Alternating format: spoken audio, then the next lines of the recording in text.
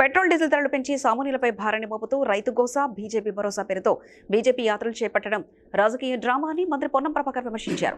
రైతులపై నిజమైన ప్రేమ ఉంటే ఇంధన ధరలు తగ్గించాలని ఆయన డిమాండ్ చేశారు. ధాన్యం కొనుగోలు, బాయిల్డ్ రైస్ అనుమతులు, లేవీ రైస్ అంశాల్లో కేంద్రం సహకరించడం లేదని ఆరోపించారు.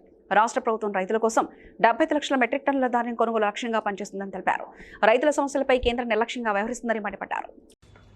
పెంచిన పెట్రోల్ ధరలు 10 రోజుల్లో 4 సార్లు పెంచి ప్రజల దృష్టి మరల్చడానికి రైతుల పేరు మీద యాత్ర చేస్తా ఉన్నారు బీజేపీ పార్టీ.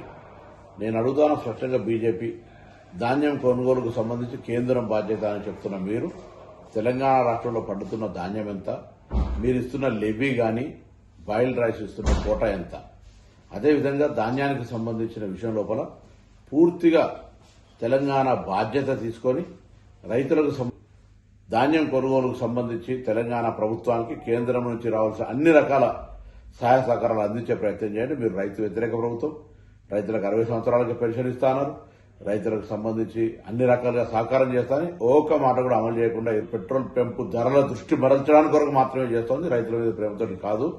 అదేవిధంగా యూరియాకు సంబంధించి కూడా రాబోయే కాలంలో సీరియస్ గా ఈ ప్రభుత్వం, ఎందుకంటే కేంద్రం మాత్రమే తయారు చేయగలుగుతుంది, కేంద్రం మాత్రమే సప్లై చేయాలి కాబట్టి రైతాంగాన్ని ఇబ్బంది పెట్టకుండా కేంద్రంలో మీకు సంబంధించినటువంటి యూరియా విషయంలో కూడా తెలంగాణ ప్రభుత్వానికి అన్యాయం చేయొద్దు, తెలంగాణ రైతులకు అన్యాయం చేయొద్దని సందర్భంగా కోరుతా ఉన్నాను.